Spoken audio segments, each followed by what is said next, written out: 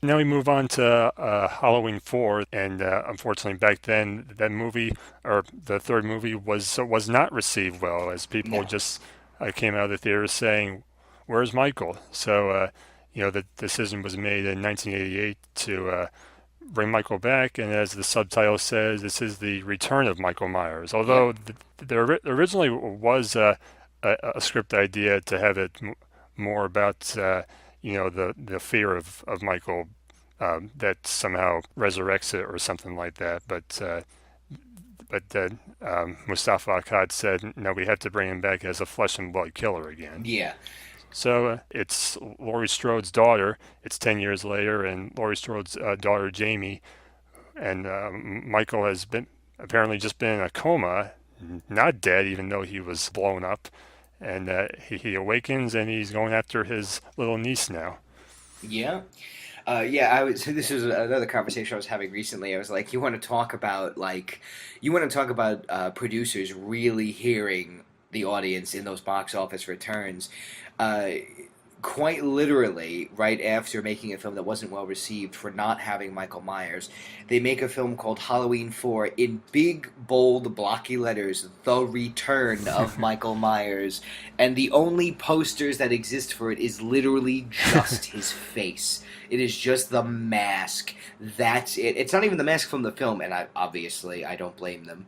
It's the mask from the first two films. But I find it hysterical that the poster is just his freaking gigantic face with the return of Michael Myers in big bold letters. This was the producers saying, okay, we heard you. Here's your goddamn Michael Myers. And I think that's probably. And you know what? Good on them because it ended up turning a real big profit for them. So they were smart in that regard. It even says in big bold letters, he's back. He's back. They wanted like really to hit it home. They were not letting this go. I mean, even the original trailer for this film opens up with a little monologue from a narrator with a scrolling text that describes the events of the first two movies. It was like they treated it like a big celebration, and I think that was probably the reason why 4 did so well.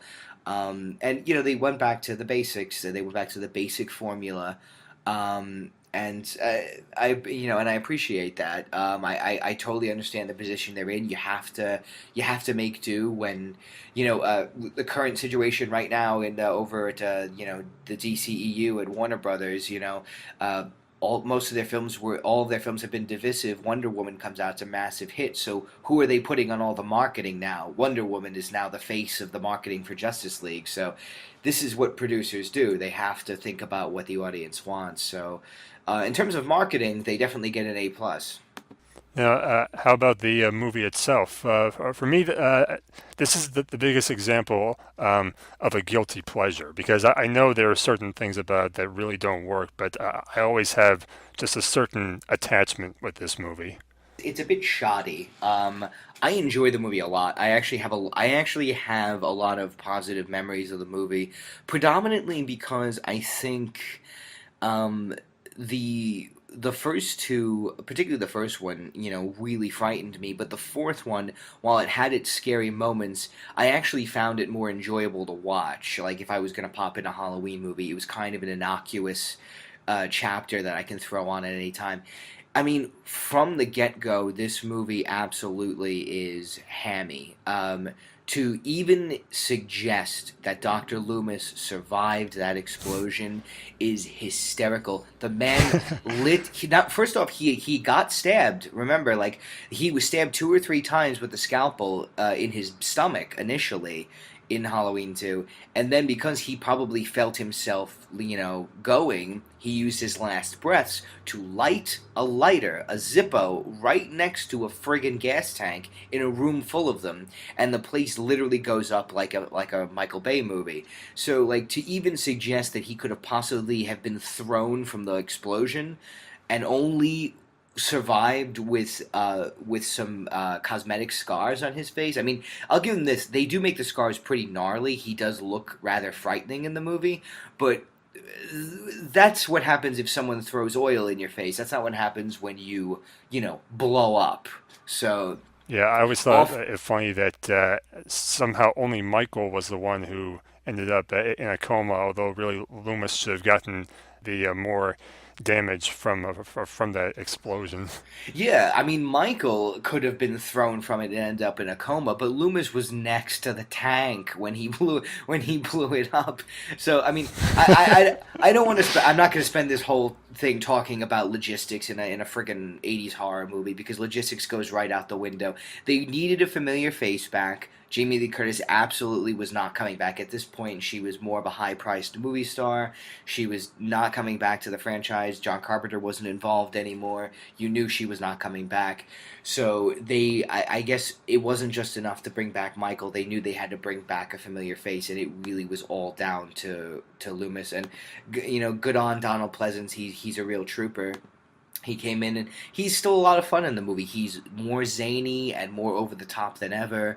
I think like normally, like I said in the first movie, while his lines elicited fear in me, some of his lines in this one do make me chuckle, but in a warm way. Like after they go into the police department and he and the new sheriff see that all the cops have been massacred, which would have been a really cool scene to see, by the way. Yeah, why didn't we see that? That you see, like stuff like that was one of the reasons why the movie gets a couple of notches knocked off. But the sheriff goes, "What the hell are we dealing with here?" In this like thick New York accent, and then Loomis just goes, "Evil." Evil.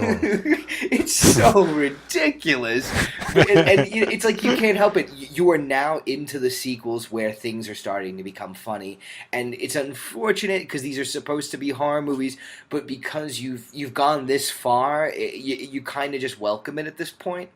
And in terms of the characters, I think that Jamie and Rachel are good characters. I actually think that they're pretty strong. Like it was an interesting idea to have the female heroine be two heroines, where you have the innocent girl who is kind of the one on the run, and then the older sister who has to step up. And I liked the dynamic between the two, that Rachel was not her blood sister, and that was the kind of the disconnect between the two of them, that Jamie felt like she was a burden on her, and at the end of the day Rachel ends up kind of throwing out her urges as a teenager to go out with her boyfriend, and stays at home and spends the rest of the night doing her duty and protecting her sister. So I like that. I appreciate. I think that's a pretty strong story at the center. It's not ripping off Laurie Strode because the dynamic is different. It's not a teenager who probably should be thinking about stuff like that.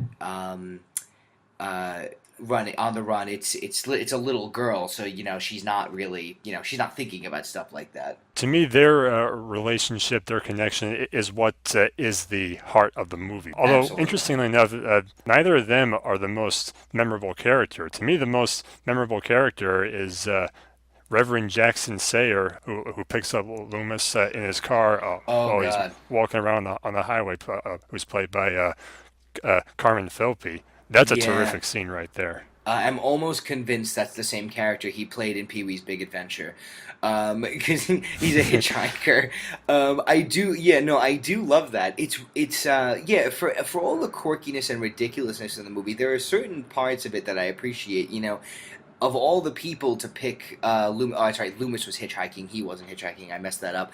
But of all the people to find Loomis, it's a priest, and and one talking about the inevitability of death and the end of everything. It's like and seeing a camaraderie between him and Loomis, because he says, "You're hunting it, aren't you?" The idea of Hmm. like hunting after death, and so like I said, for the quirkiness and the ridiculousness of Loomis even surviving that explosion, just to have an interesting scene like that of Loomis being half of a man now, with like he's burned on his body, he's walking with a cane, his associates think he's crazy, no one wants to work with him, he's lost everything, and it's interesting that he does have that really interesting scene. That scene was always, I agree, that definitely is probably the biggest standout scene in the movie, because it almost feels like it belongs in a different movie. Yeah, and now one thing I do like that they change a bit is that it's not just chasing Michael. It's more like getting all the characters together for a change, and having them just try to fend Michael off. Or like in Yeah. the first two, it was more them trying to find him while he's trying to find Laurie. Yeah, it's interesting. having to find a way to get all the key points together on screen is interesting because it sort of creates a bit of an ensemble story, kind of going back to two, except this time all the characters are main characters; they're not just filler characters. Whereas this, you've got Loomis with the new sheriff, and I actually like the new sheriff. I actually like the fact that this guy clearly comes from a city. I think I always got the feeling that what is his name? What is the sheriff? God, Meeker. Meeker, yeah. I always thought that Meeker struck me as a guy who probably comes from like a big city and he wanted a very quiet job, and so he chose like to become the sheriff of this small town and had no idea what he was signing up for. So I like that him and Loomis have their story, and then Rachel's trying to find Jamie, and then they all end up back at the sheriff's house. And I like how it becomes sort of a sit and wait. There is kind of a creepy element to it where Michael slowly starts to pick them off first by replacing the guard, with himself. It ends up being Michael sitting in the chair with the shotgun, which I thought was really clever. Even though it also leads to the most hilarious kill in the movie, where he The takes a shotgun. shotgun and he stabs the sheriff's daughter through a wall. It's hysterical. Yeah, that's another thing that I have to mention. They definitely started taking more cues from the horror films around them because even though Michael was sort of subhuman in the fact that he was able to survive gunshots and all that, he was never a Superman. Whereas in this film, he's able to crush skulls. In that one kill, he sticks his thumb through the medic's forehead at the beginning of the movie. That one always, messed me up as a kid. Uh, but it's like he's now superhuman. Like he thrusts a shotgun through this girl like a hot knife through butter. It's absurd. And then he crushes what's his name, Brady. That schmuck. Yeah, He Brady. crushes his head. It's like he's now become superhuman. So it's kind of ironic that they decided to make him his most powerful and give him his most horrible and least effective mask ever at the same time. Yeah, yeah, it's the cheapest looking mask you could have bought, pretty much. It looks like the PA went to a local store, found a knockoff Michael Myers mask, and said, "Hey, we're done." And I'm like, you see, now I know the movie probably wasn't a very expensive film, but it certainly was more expensive than the first one.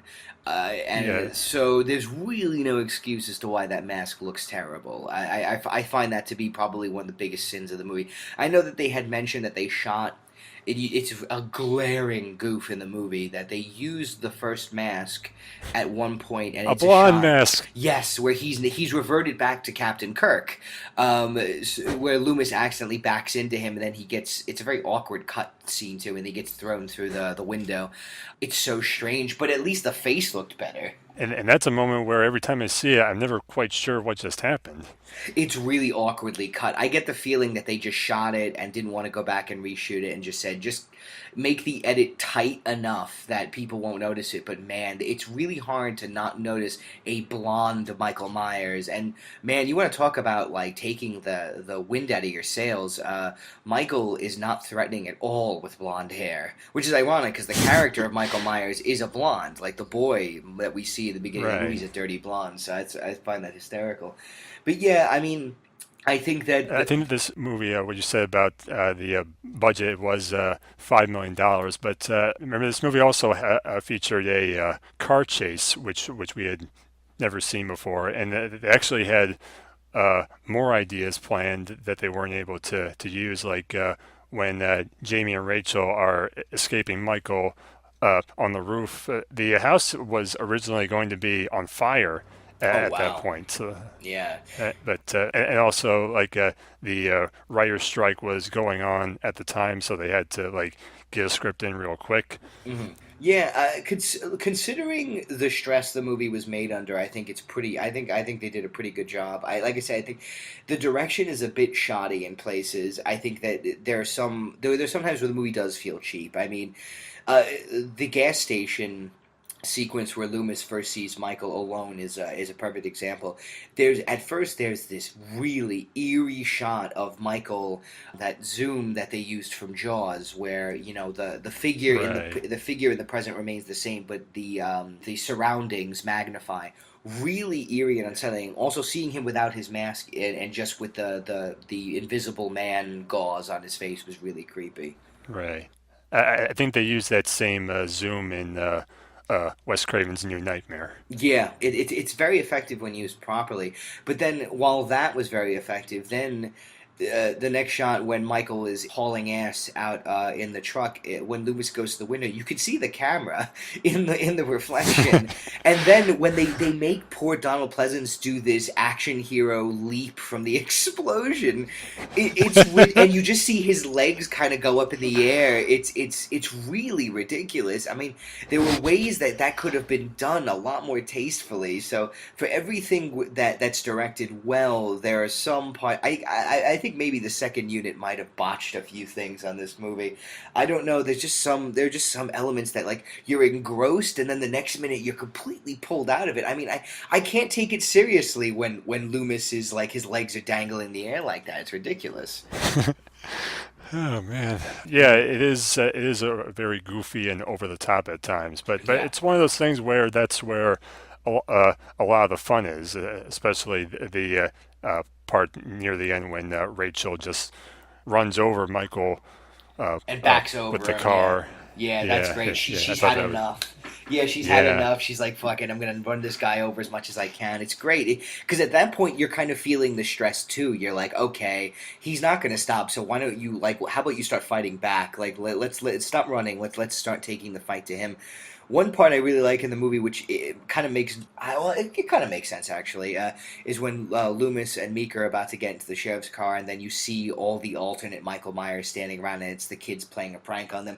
You know what? The reason why I liked it is because the first time I saw it, I was so confused. I'm like, what is going on? Because Michael doesn't have abilities to, he can't split himself up like Agent Smith or multiply himself, So like, I'm like, what's going on? It didn't even occur to me that it was a prank. So I was like, wow, they actually kind of got me on that one. Mind you, I was like 10 when I first saw this movie.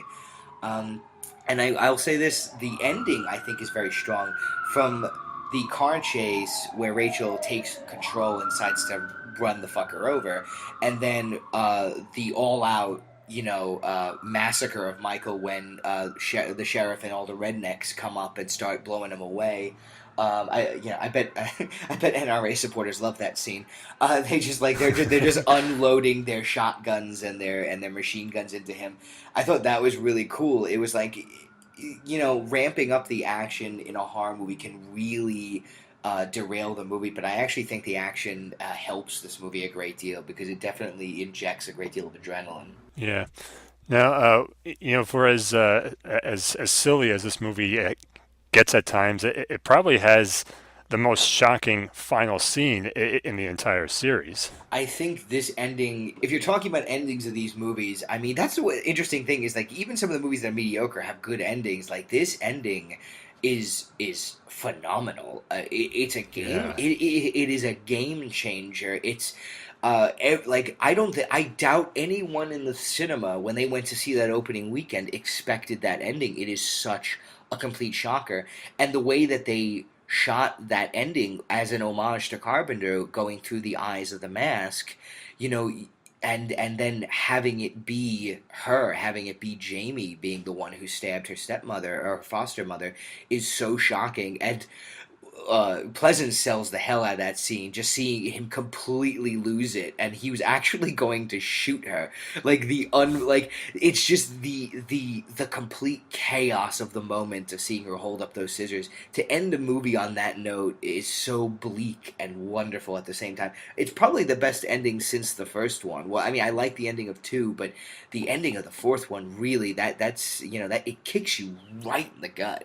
Yeah, I remember when I saw it for the first time, it just completely blew me away. Like for as much as the ending of the first movie fits for that movie, like you said, this one just just completely takes things in a whole new direction as far as that character. And props to Danielle Harris, the actress, for really selling it too. Oh, she's great. Yeah, what's her and Ellie Cornell are both really good. They're both very good in the movie. Bo Starr, who plays the sheriff, is very good. They got a good cast for this movie overall. I like. Well, there obviously there's a bit there's some like '80s teen movie acting in the movie a bit at times, and there's some stilted delivery. I'd say overall they're very good. Jamie's adorable. She's very sweet, and she's not annoying either, and that's very important. Like you can easily have an annoying child in your movie and you're gonna have audiences going, just kill the little bastard, you don't care. But with Jamie, it's like she's so precious and sweet, you genuinely don't want to see any harm come to her. And I think that ups the fear of the movie too, because it's no longer him going after teenagers who are basically are basically fully formed adults. This is a child. This is a kid. So that definitely ramps up the fear factor. And that ending of completely stripping her of her innocence and having her hold up those scissors with the blood dripping off of it and the music playing. It is incredibly ballsy, and I think that was I got to give them all the credit in the world for gearing that up. I'm not going to give them credit Yeah. in the world for the way they paid it off because it's not paid off well at all. But but it is an excellent setup. That's for damn sure. I do question how early on that Jamie's classmates know that her uncle is Michael Myers, because I thought that was supposed to be confidential information and all that. Yeah, that was a bit odd. I think they wanted a scene to That they just wanted show. to drive home that she was an outsider, basically. Yeah, they because Lori was an outsider because she was a teenage girl who didn't think about sex. You can't really do that with kids in elementary school. So instead, elementary school kids are horrible. They're monstrous.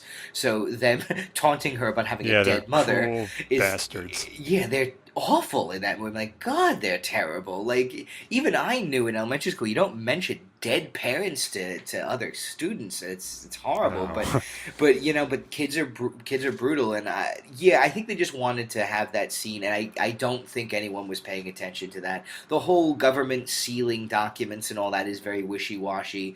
Basically, when they want to reveal something, they'll say that the government sealed it, and when they want something, they want everyone to know Yeah. the information. They just won't really talk about it. So this franchise is one of those where when they want their continuity to be in check, it's solid, and then when they don't care, it goes completely off the rails.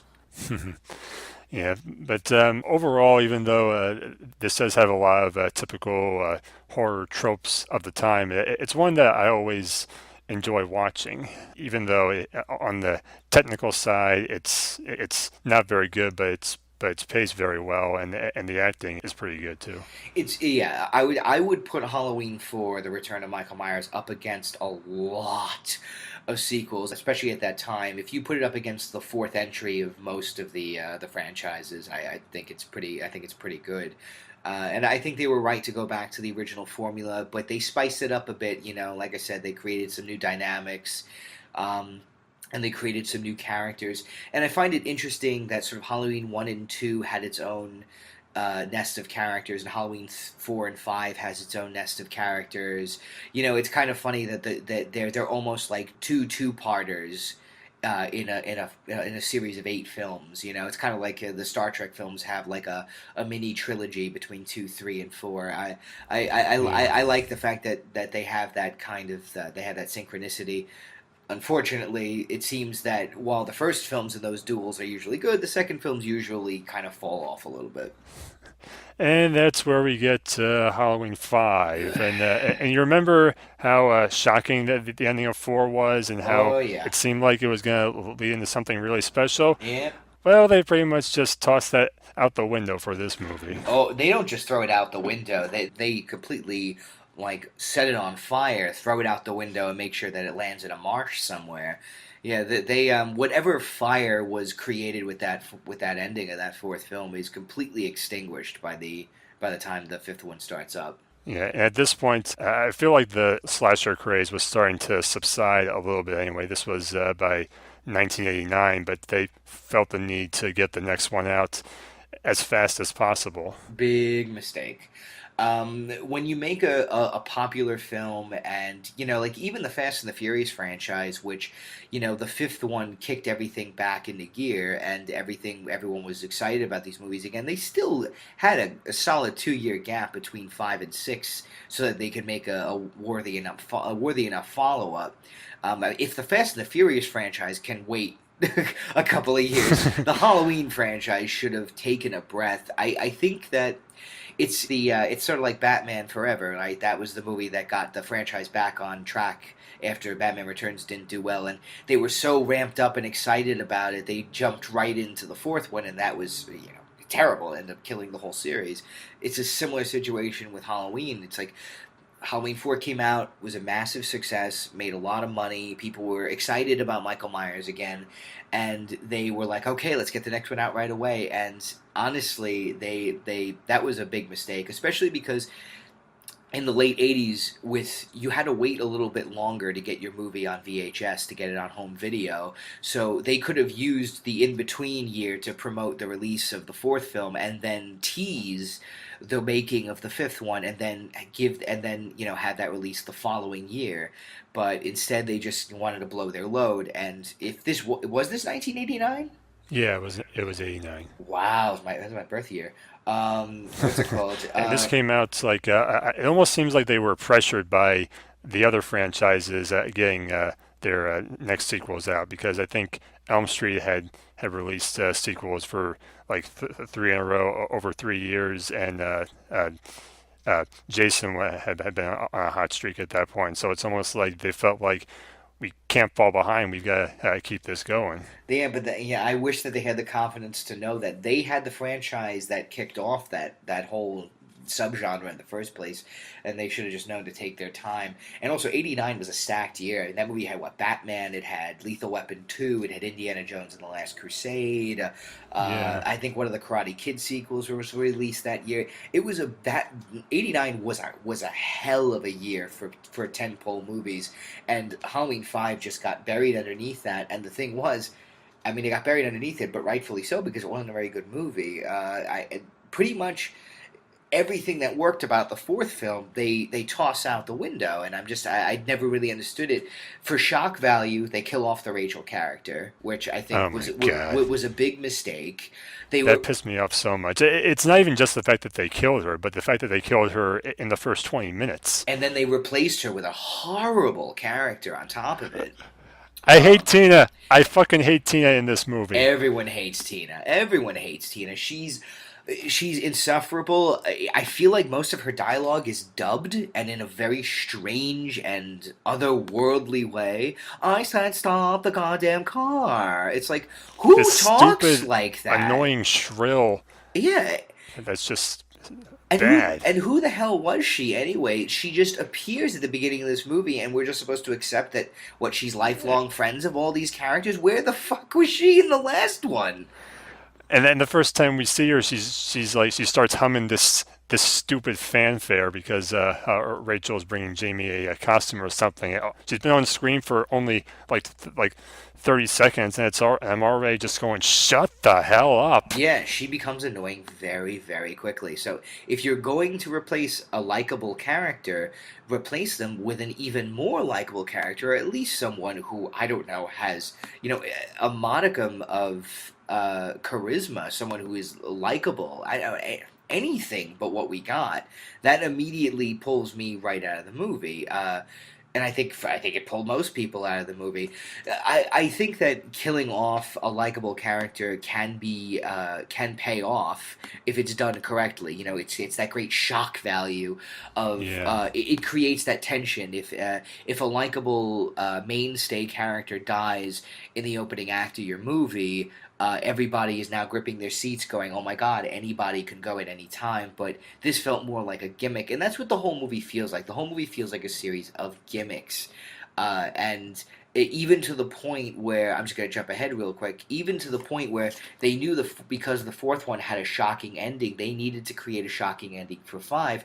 But very similarly to 4, They didn't know where they were going to go with the story after that ending of 4, and clearly they didn't know where they were going to go after the story, after the ending of this fifth film, because they Right. introduced a whole new villain to the franchise, which is well out of nowhere, a character, the Man in Black, with the steel-tipped shoes and clearly a very rude demeanor And the and the briefcase. briefcase, and he's walking around town, and then he ends up killing everyone in the police department and breaks Michael out. And I'll give them this: it certainly leaves you with question marks, but at the same time, they had absolutely no idea where that was going to go.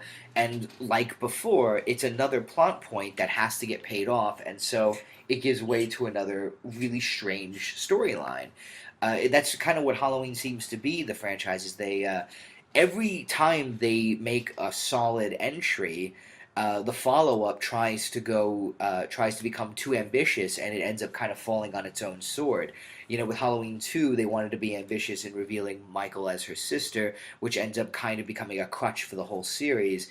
With 5, they wanted to pay off the shock of the fourth one, didn't really know where to go with it. Then they created this new villain, didn't know what the hell to do with that, and then that's how we got 6. And then obviously Resurrection, tailing off from H2O. It just seems like every time they hit big with one, they kind of falter with the next one. And 5 is a huge step down. Yeah, everything about this movie just feels really shoehorned and half-assed, even down to the opening credits. Oh yeah, with just the knife going by really quickly. And just the plain text over the black background, because each movie before this had some music, and the credits were given to us in like a certain specific way. It always at least tried to set the mood a little bit, but in this one it just kind of throws it at us. In a way, it does set the mood because it's cheap, it's forced, and it's not very likable like the movie itself. So in a way, the opening credits is kind of honest. What's it called? Yeah, the opening credits are quite awful. I also I mean, first off, the mask changes between 4 and 5 with no explanation. He just now it is a better mask, Oh yeah, but it is a better it is a mix. better mask. But it apparently changed. Apparently, a lot of buckshot will alter the expression on your mask if you're shot multiple times. And then the most hilarious, like laughing induced moment has to be when he's found by the old fisherman. He tries to strangle him, and because the clock strikes midnight and it's no longer Halloween, he drops dead. And he goes into hibernation, and they create this new mythology for the character where it's not Halloween, he's dead, or he's going into his cocoon. And what I would like to say to those screenwriters is Halloween 2 absolutely takes place on November the 1st. There is no shot in hell that the amount of time that passes between the end of 1 and the beginning of 2, there is no chance that we haven't gotten past midnight at this point. So technically speaking, Halloween 2 is the only Halloween film to take place on November the 1st. Clearly, Michael is not only up and moving around, he's 10 times more angry and more powerful than he was before. So it looks like November the 1st gave him a little bit of a kick in the ass, whereas in this movie, November the 1st makes him literally drop as if like your phone died, like you're in the middle of a text and it goes black. That's what happens to Michael. And for some reason, this fisherman decides to keep his corpse in his house for a year. This guy who has bullet holes in him, burn marks, and he keeps his fucking body. And he was nice enough to put his mask on a little hook too, like a hat hook, just in case he decides to pick it up. It is fucking ridiculous. Even in a franchise that has gone to ridiculous levels, this is starting to basically mock the audience at this point. So from the opening moments, I'm already put off by it. So as we've been alluding to, Jamie does not become the killer that they originally had hoped to have her, which was something that even Donald Pleasance thought they should have done. But instead, she's just kind of in this children's clinic, and she's now mute for whatever reason until the script decides that she's no longer mute. and then it's just Michael chasing her again. And how ironic is it that that they kind of clip the wings of Jamie's character in her second outing, very similarly to Laurie in Halloween 2. The difference is Halloween 2, the reason why they lessened Jamie Lee Curtis's role as Laurie was because she clearly didn't really want to be there, and she was kind of there for contractual obligations. And I think that they lessened her role because she wasn't really all that invested in the movie to begin with. However, Danielle Harris, I doubt very much was protesting very much. She probably was excited to be working on these movies. She still interviews for, for these movies, goes to cons. She clearly really loves this franchise. I mean, she even came back for for the reboots. Um, and I have no idea why they decided to literally take her voice away from her. So we lose Rachel, who was one of the more relatable characters in the previous film. They replace her with an impossibly irritating character who doesn't shut up, and then the only other character that we can relate to, Jamie, they take her voice away. Everything just feels very dead in this movie. I mean, even Sheriff Meeker is only given a couple of scenes in the movie. He's reduced to basically a cameo. And Loomis honestly doesn't have very much to do in this movie either. He kind of No. shows up every now and again. And all he does is like try to talk to Jamie and say, you've got to help me find out where he is, which she apparently has some kind of a psychic link with Michael now for whatever Uh, reason. uh, yeah. And then of course. Then lest we forget, if then we have our own Rosencrantz and Guildenstern in this movie, because Oh my we God. have the two bumbling cops who are not even kind of funny, and they have their own fucking theme song. And it's not a theme song. It is like the noises that those '90s keyboards used to make when you used to play with the functions on it. That's essentially what their theme is. These weird zany zoinking sounds. What the fuck movie were they making? Halloween Keystone Cops edition. It's so, yeah, it's completely absurd. I have absolutely no idea what the hell they were thinking. I mean, okay, so you want to kind of rush into production because the last movie was successful, but you decide that you're going to go in such a far opposite direction that you essentially go into satire territory. And I know you want to call it a satire because the satire suggests that it's clever. It's not clever. It's actually very unclever, and it's very uninteresting, and it just becomes worse and worse. I think it was supposed to be a nod to the last house on the left, which I didn't even think it was funny in that movie. No, well, that's the thing is, and also, like, look at it this way: if you're gonna mimic anything from The Last House on the Left, why don't you mimic its tension and realism instead of turning this into a cartoon? 'Cause that's essentially what this movie becomes. It becomes a cartoon. And we haven't talked about the absolute biggest offense of this movie, and that's saying something. Is the Myers house. Oh So my God. Just, when did the just Myers family live in a McMansion in the middle of nowhere? When the hell did that happen? I don't recall that in the first movie. with a laundry chute that Jamie can climb up and down.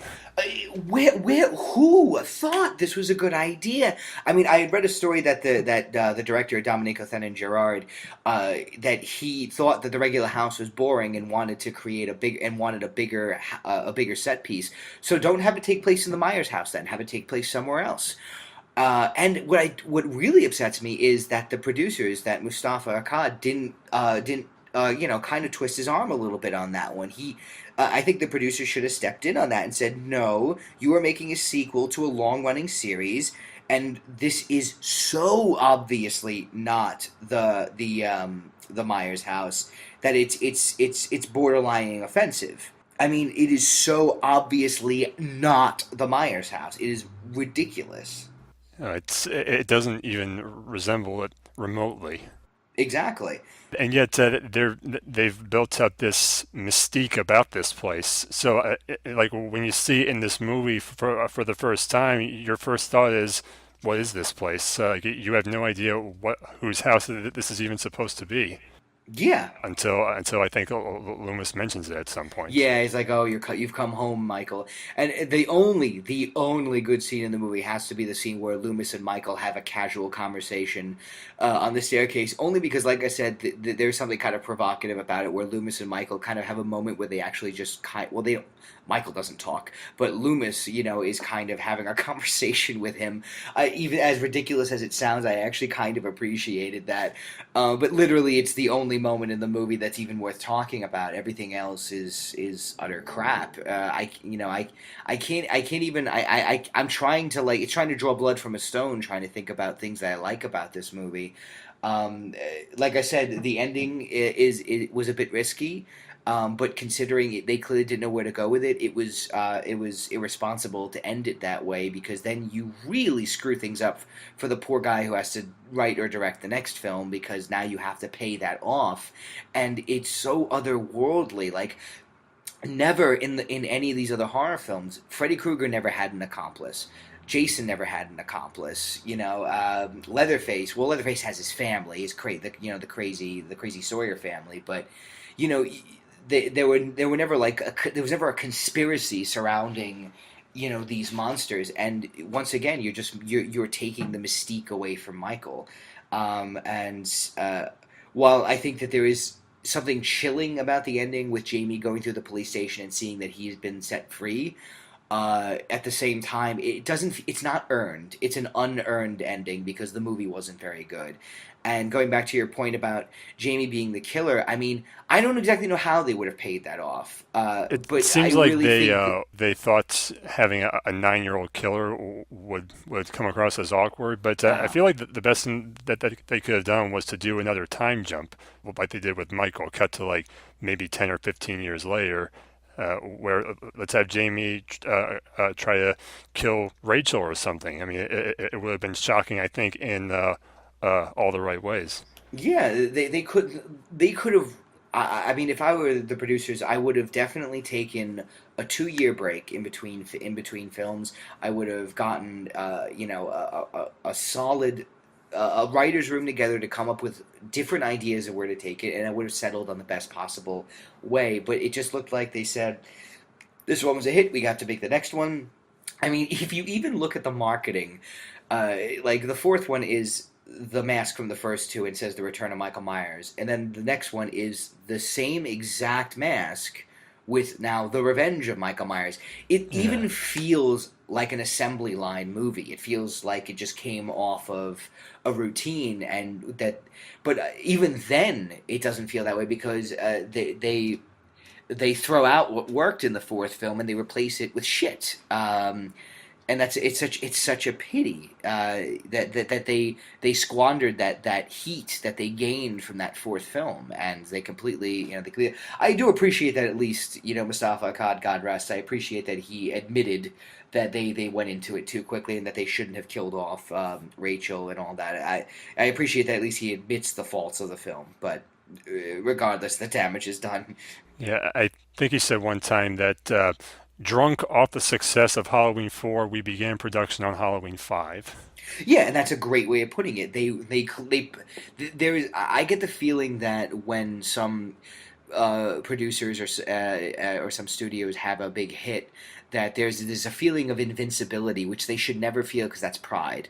Not every franchise can survive off of the name alone. Even Yeah. even the Transformers franchise finally started to lose its traction. Finally, even though they've made a string of terrible films, people finally stopped going upon the most recent one.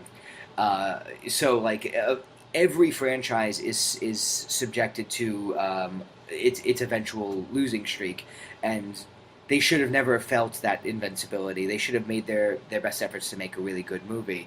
Unfortunately, I get the feeling that, and I don't mean to make the segue. I'm just going to make this comment.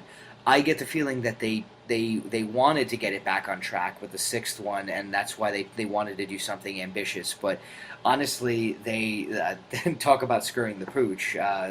Trying to answer all those questions. Just one more thing I want to talk about. It's just one specific scene. I think that my most hated scene in the entire franchise is when Michael picks up Tina in her boyfriend's car and goes driving around with her for no reason at all, while she's talking to her, thinking that that's her boyfriend that she's talking to, who of course is also named Michael. Yeah, of course. In the last I film, hate this scene so much. in the last film, Michael barely lets Sheriff Meeker's daughter talk to him for too long. He eventually gets up and shoves the shotgun right through her body. In this, he lets Tina gab forever when he literally could have just snapped her neck in a sec. I mean, maybe this was a moment where Michael Myers broke the fourth wall and decided, I'm going to torture the audience here and just let her talk. So the real horror in this movie is Tina and having to listen to her speak. I just don't know what they were going for with this movie. I you know they like I said, they squandered a really amazing opportunity to use the heat from that last film to really propel an interesting sequel, and it just completely went off the rails. I thought maybe he was gonna try and use her to find out where Jamie was, but that's not true because I think he already knew where Jamie was. Isn't there a point when he's outside the children's center, or was that just one of those like nightmare visions that Jamie had or something? And he ends up just leaving her behind at the gas station anyway. Yeah, it's it's yeah. They clearly didn't know how they So want to use these stupid. characters. They didn't know how they wanted to use these characters, and at the end of the day, I actually I think we've actually spoken about it more than it deserves. I think it Yeah. definitely it's a competitor for the worst of the franchise. Absolutely, it's up there. Yeah, each movie before this felt like it had efforts, and I don't want to say that this one didn't have any effort because I know a lot of effort goes into making movies in general, but this just feels like it doesn't have effort and doesn't really care about what it really gives us. Although there are movies in this series I think cared even less. Yeah, I would agree. That's a really good way of putting it. There was effort put into the previous four. No matter, regardless of how you feel about any of those entries, every one of them there was a motive and a clear vision for every one of them. And even the murkier aspects of the previous four, at least there was something lifting it up. There was something that could kind of keep the whole together. But this one, it all collapses beneath the weight of just a very uh, greedy and proud group of people who I just think that they thought, like I said, that they thought that there was an invincibility to their series after that, and they clearly tempted fate a little too much. Hmm. Okay, well, final thoughts. Revenge sucks. It sucks. It's atrocious. It's god awful. Definitely one of the worst, if not the worst. Okay, so after five, there's a 6 year gap because I think there were a lot of Rights issues. rights to the franchise getting tossed around, a lot of cast and crew getting changed a lot, the Hmm. scripts getting rewritten, until finally we get Halloween, the Curse of Michael Myers, which, as someone pointed out, that these movies, subtitle-wise, have now followed the Pink Panther film franchise because Oh my god, I never noticed that. That's hysterical. yeah, because the fourth film's called the Return of the Pink Panther, the fifth film's called Revenge of the Pink Panther, and the sixth film is called The Curse of the Curse of the Pink Pink Panther. Panther. That is, I own the Pink Panther anthology on DVD, and I actually never realized that. Funnily enough, the titles actually make less sense for the Pink Panther franchise. I'll give Halloween this. At least the titles make sense with their respective films, because the fourth one was the return. The fifth one was him getting his revenge for them, killing him in the fourth one, and the sixth one tries to explain that there's a curse. So I'll give them credit for that, but that's where it really begins and ends for the shoddy titling. Now this is one of the strangest entries in the series because Oh, I you don't know said if it. you even on its own this is a very odd entry, but there's also the infamous producer's cut. which Yes. finally did get a genuine release about 3 years Yes. ago. Hmm. Yeah, I was fortunate that I was actually able to watch the producer's cut because I was always very curious about it.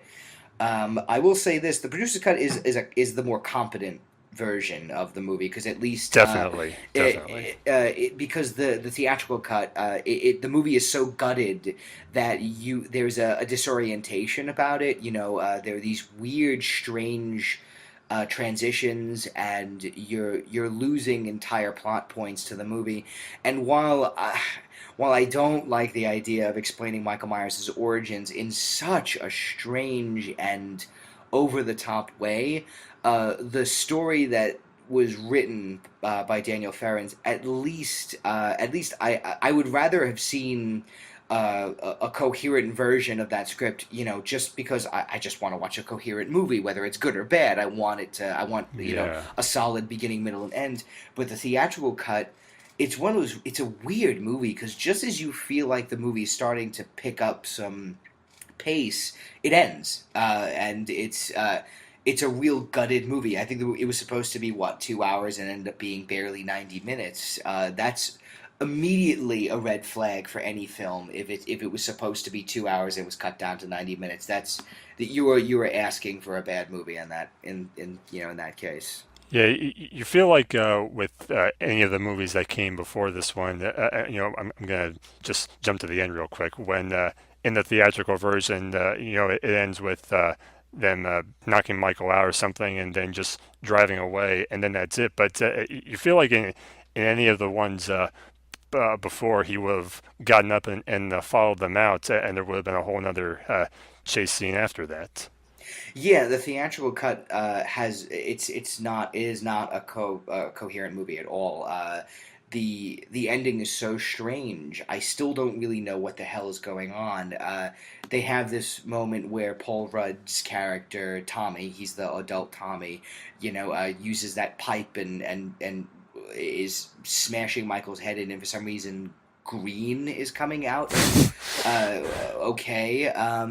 And then I guess it's seemingly over, and then Loomis says he's gonna stick around, and then you just see the mask on the floor, and then you hear Loomis scream, and it ends, and you have no idea what the hell happened. Did Michael kill Loomis? Is Michael gone, and Loomis is just reacting to it?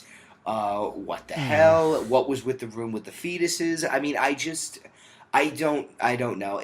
This franchise, I'll give them this. At least they embraced how completely sideswiped the mythology had gone at that point because of just introducing these things with no real payoff. At this point, Ferens was looking at the franchise and was like, okay, so Carpenter made Michael and Laurie brother and sister, and then the fourth film is all about Michael going after his niece, and then the fifth film introduces this man in black, and he's assisting Michael. So what does it all mean?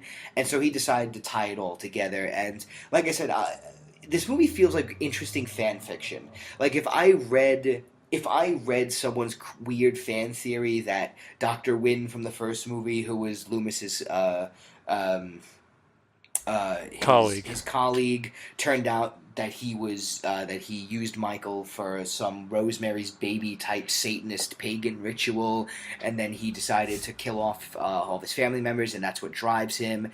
And it's Sam Hain. The end of summer, the festival of Halloween. If someone was tying it all together like in fan fiction, I would go, "That's really interesting. That's an interesting theory." But making it into canon, making it into the series mythology, it lessens the impact of Michael Myers so much. Because now, what is he? Yeah. He's a stooge.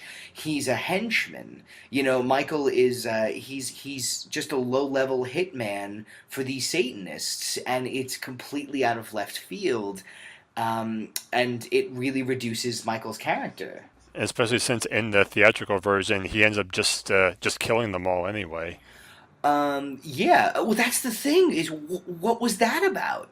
First off, I still don't understand what's going on. So at this point in the film, it's been revealed that Doctor Wynn is the big villain. He's the man in black. He's the puppet master who apparently has been orchestrating this from behind the scenes since the 70s, and it's this big insane reveal that's given absolutely no room to breathe, because you would figure that Loomis and Wynn would have like a real heavy dialogue about this, and their whole scene is cut short. And then Wynn comes down the hallway and tells the paganists, the Satanists, "Oh, take their costumes off, guys. It's not Halloween anymore." So what's going on then? Are you guys actually Satanists, or are you just the Illuminati? Like what the? And then what surgery are you performing at fucking 11 o'clock at night on Halloween? Like, what's going on with that? Why is Michael killing everybody? And did he kill Wynn in there? Is Wynn alive? The geography is completely messed up. What was the whole thing with Paul Rudd's Tommy running into that creepy ass woman with the rotted teeth and the what the hell Oh yeah. is going on in that third act? While the plot is ridiculous, with revealing the whole Thorn cult, at least by the end of the second act, when Wynn reveals himself as the Man in Black, at least the stakes have now been raised, and I guess and now it's worse because now it's Michael, plus now you have uh, pagan stormtroopers to deal with on top of it, but. So you think there's going to be this big, huge blowout ending at Smith's Smith's Grove, Grove. which was interesting. The idea to end it where it began, I thought that was a pretty interesting idea. Like I said, this movie has interesting ideas. It just uh, Yeah, I was just the gonna say that. the editing completely betrays it. But even in the producer's cut, it's ridiculous because you see that they're trying. Apparently, I'm assuming now. Correct me if I'm wrong. From what I'm getting from the producer's cut, the whole idea is that Michael impregnated Jamie, and Yeah, they're gonna pass the curse onto what the other kid, the Strode kid, and then the first yeah, yeah, yeah. the first sacrifice is gonna be him killing the baby. Is that what it is supposed to be? Is that the whole story? I think that was supposed to be the idea that they're passing the curse on to someone else.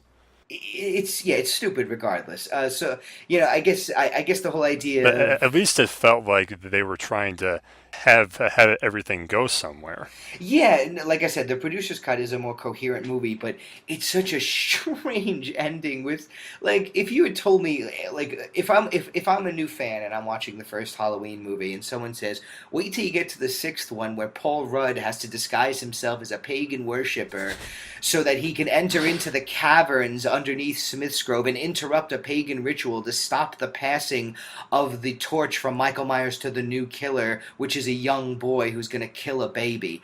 I'm like, get the fuck out of here. Are you out of your mind? So, like, yeah, I agree. The producer's cut, the proper direction of the script that was written is a coherent movie, that it has a beginning, middle, and end. But once again, I really take issue with this whole idea of trying to explain Michael's origin. I just think that that was a bad idea.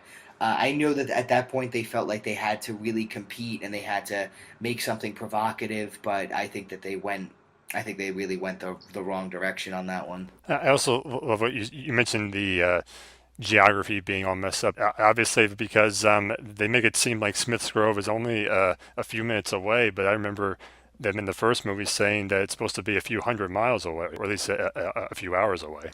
Yeah. In the first Halloween movie, they do make it known that there's that it's a ways away. That obviously it's gonna take some time. And even in Halloween 4, he says, "Where are you going?" He says, "Haddonfield." It's a 4-hour drive.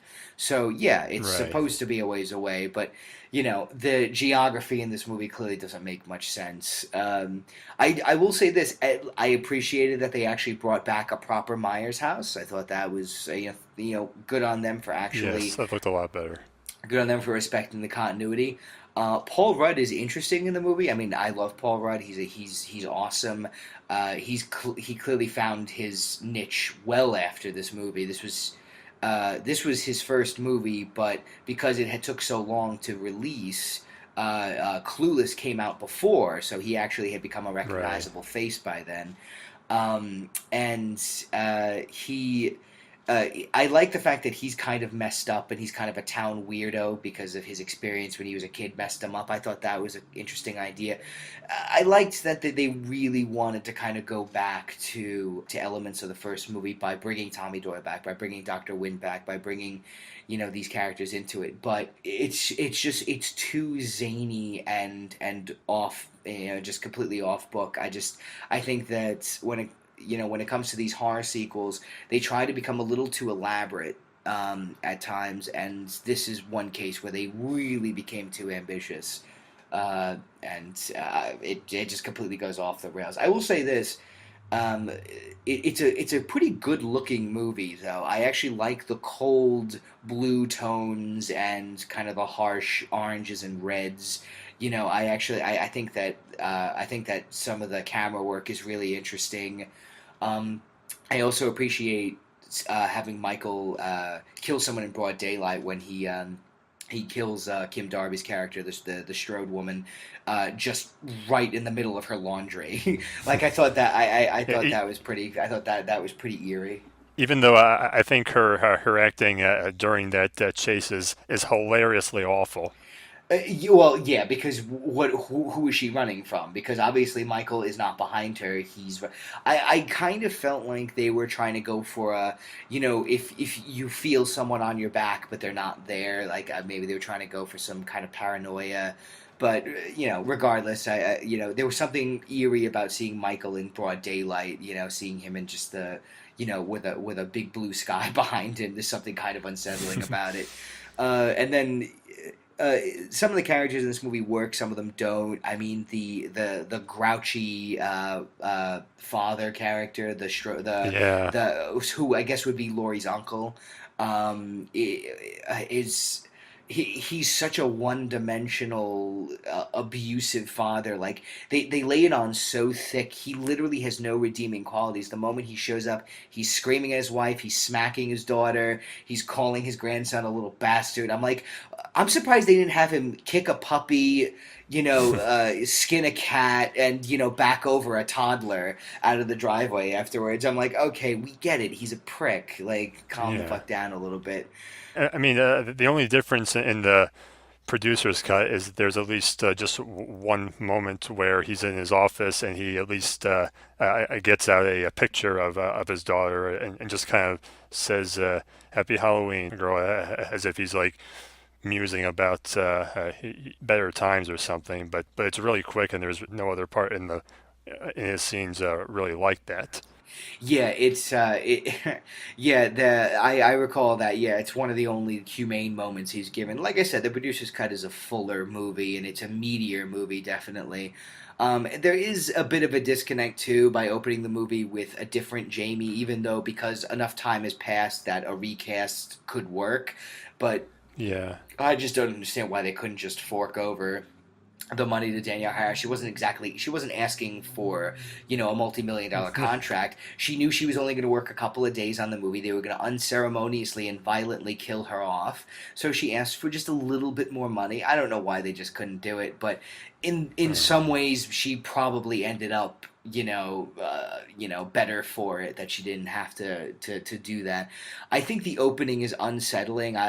With the because like I said, there sometimes there is are bright spots in these ambitious moves, like opening the movie with you see opening the movie with a birth. In a Halloween movie, and in this strange, underground cavern, you don't know where it is, and then Michael is unleashed on her.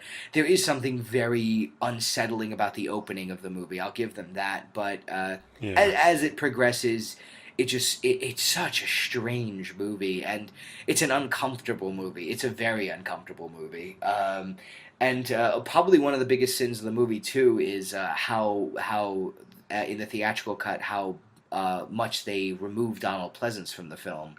Oh yeah. He's barely in it. He's only in about maybe 5 minutes of the movie, if that. And it's such a pity because this was Donald Pleasance's swan song, and it would have been really great to have more of him in the movie. But I heard the director of the film, Joe Chappelle, didn't found him boring, which is like, dude, Hmm. what the hell is wrong? Have you seen a Halloween film before? Is what I would ask him, because he was the heart and soul of the franchise at that point, and lessening him so much that he was barely in the film was, I think that was a huge mistake. I think I read that Joe Chappelle wasn't even really a fan of the movies. That he was basically doing this to get a contract with Miramax Films. Yeah, I heard that too. Which is another thing is it's such a pity. It's like, okay, we understand that you want a contract, but you have to prove that you have to prove that you're actually worthy of the contract. So why don't you make a good movie? And he ended up making a bit of a sloppy mess. Like I said, I think the movie. I think it's a pretty good looking movie. I like the fact that if you took a snap from any scene in that film, you could immediately tell that it's not any of the earlier movies and not any of the later movies. You know that that's the sixth film. So, like, I'll give it that. At least it had a bit of a unique look to it. I also liked Marianne Hagen in the movie too. She played so she's God, I forget the character's name, but she's a Kara, I Kara think. Strode. Yeah, I liked her in the movie. She's Yeah. not quite Jamie Lee Curtis, but I like the fact that she's, she felt like a real person. Yeah. She was just a girl who got knocked up at a young age, and she was just trying to find her footing again. So I thought, okay, that's interesting. I liked the dynamic between her and her son. I thought that was really sweet.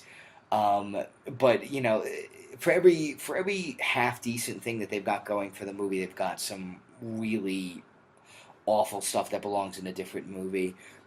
I mean, And the fact that this is chopped up so much, especially as you mentioned, Donald Pleasance, just I mean, obviously they couldn't shoot new scenes with him because he passed away before reshoots. So yeah, it does result in a number of things just not making sense, especially when the first time he sees Tommy in the hospital. In the theatrical version, there's no reason for him to be at the hospital because yeah, at that point, Jamie's already dead. yeah, exactly. Yeah, when you start questioning the logistics of the movie, well, really with most of them, it's kind of ridiculous. But this movie is definitely a big offender of that. Um, what's it called? I one part of the movie that I actually enjoyed was, even though I kind of feel like it belongs in a different movie, probably would have been better in the Season of the Witch, was Mrs. Blankenship, which is a name that is mentioned in the Mm, in the original movies. Um, what's it called? When she tells the story of Halloween, like I thought that was it was right. very eerie and unsettling.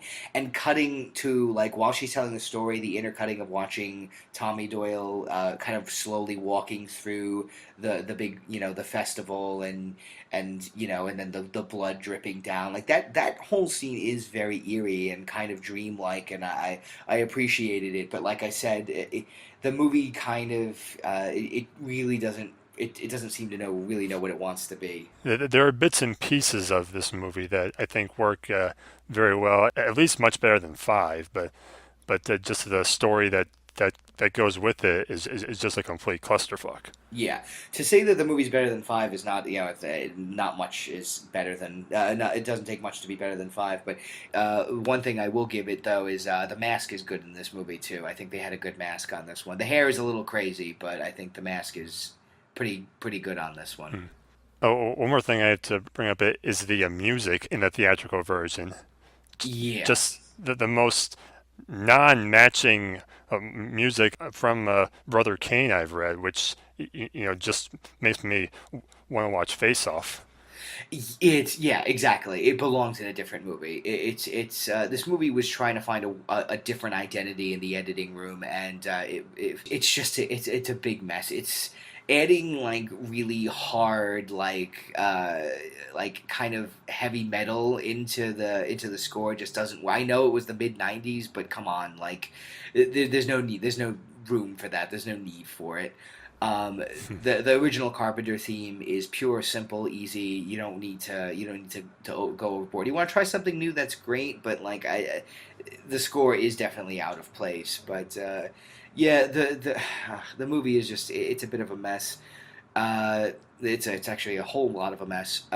So yeah, I mean, if I have to watch the sixth movie, I would obviously rather pop in the producer's cut because it's just a more coherent movie. But on its own, like even as just as its story, it's not particularly good. But what are you gonna do? Yeah, both versions are really bad, but at least the producer's cut feels more like a movie. Exactly. It has a beginning, a middle, and an end, and I find it hysterical in the producer's cut where the suggestion is that Dr. Wynn passes the responsibility of Caretaker, being basically. Michael's caretaker onto Loomis. I'm like, Loomis is like 20 years older than you, and you're passing on a legacy to him. It's just really strange. I obviously it's kind of a fuck you from Wynn to Loomis to kind of force him into that role. I guess, which could have been interesting, but at the same time, it's just so strange. And Michael exiting wearing the Man in Black's outfit. I just don't That know looks what. so weird. Yeah, it's like so. There was a moment where Michael found Win in the hallway, and they decided to swap clothes. Like, is there a deleted scene where they're just casually like changing into each other's clothes, having a conversation? Like, oh, so I would love to have seen that. was this a better Halloween than any of the other ones? I don't know. It was a little slow night, some weird heavy metal music playing in the background. I killed a DJ earlier. That was kind of cool. I don't know. It's such a strange movie. Yeah, I remember the first time I saw this movie, I had no idea what was going on. It made a little more sense when I saw the producer's cut for the first time. But yeah, just all across the board, it's just a strange piece. Yeah, it's yeah. Strange is the optimum word there. Yeah, that's really the best I could say for it. I would watch it over five, but that's not saying much.